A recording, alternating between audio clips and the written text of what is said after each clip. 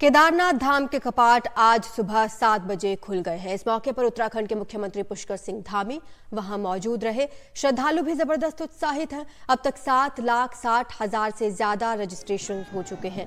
इस मौके पर केदारनाथ मंदिर ने भी खूब तैयारियां की हैं। 40 क्विंटल फूलों से मंदिर को सजाया गया है। 4 धाम यात्रा भी आज से ही शुरू हो रही है। अक्षय तृतीया का मौका है, तो ये तिथि होने के कारण गंगोत्री और यमुनोत्री धाम के कपाट भी आज ही खुल रहे हैं, जबकि बद्रीनाथ धाम के कपाट 12 मई को खोले जाएंगे। ये तमाम तस्वीरें अलग अलग समय की आपकी स्क्रीन पर हैं। जब कपाट खोले गए, मुख्यमंत्री धामी वहां पर मौजूद रहे, साथ में कई नामचीन चेहरे भी वहां पर थे।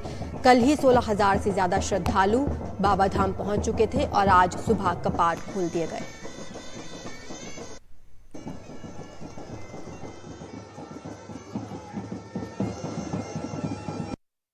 उत्तराखंड में 10 मई से चारों धामों की विधिवत शुरुआत हो चुकी है। 10 मई को केदारनाथ, यमुनोत्री और गंगोत्री धाम के कपाट खोले गए। केदारनाथ के सुबह 7 बजे कपाट खोले गए। कपाट खुलने के मौके पर मुख्य पुजारी रावल और मुख्यमंत्री पुष्कर सिंह धामी और अन्य तीर्थ पुरोहित समाज वहाँ पर मौजूद था। विधि विधान से पूजा अर्चना के तहत कपाट खोले गए।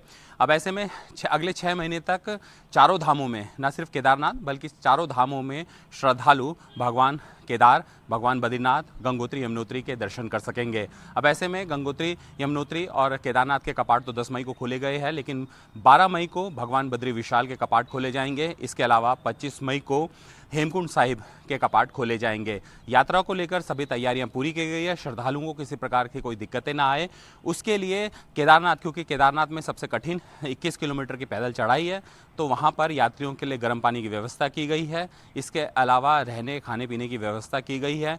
बारिश और बर्फबारी से बचने के लिए रास्ते में शेड लगाए गए ताकि यात्री वहां पर बारिश और बर्फबारी से बच सके और उसके बाद अपनी यात्रा आगे की और तैयारी कर सके। केदारनाथ की अगर बात करें तो केदारनाथ में लगभग 7,83,000 लोगों ने रजिस्ट्रेशन करवाया है। इसके अलावा बद्रीनाथ धाम में भी 6,83,000 से ज़्यादा लोगों ने अपना रजिस्ट्रेशन करवाया है। तो वहीं यमुनोत्री में 3 लाख और गंगोत्री में 4 लाख यात्रियों ने अपना रजिस्ट्रेशन करवाया है। इसके अलावा हेमकुंड साहिब में करीबन 48,000 लोगों ने अपना रजिस्ट्रेशन करवाया है।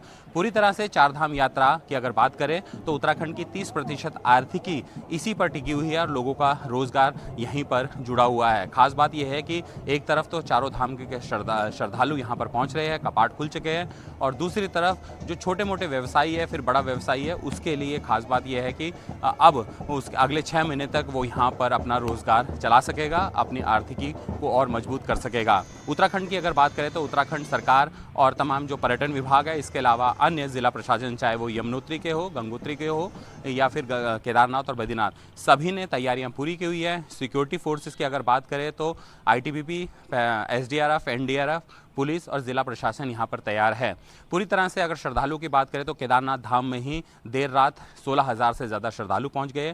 खास बात यह है कि हर कोई यही चाहता है, हर श्रद्धालु यही चाहता है कि जब भी कपाट खुले और वो जो पल है उसके साक्षी बनने के लिए यहाँ पर तमाम श्रद्धालु मौके पर रहते हैं। यही वजह है कि जब कपाट खुलते हैं और कपाट के जब पहला दिन होता है उस दिन बहुत ज़्यादा भीड़ होती है। कुल मिलाकर अगर चारों धामों की बात करें तो 10 मई से चारों धामों की विविध शुरुआत हो चुकी है। देहरादून से एनडीटीवी इंडिया के लिए किशोर रावत।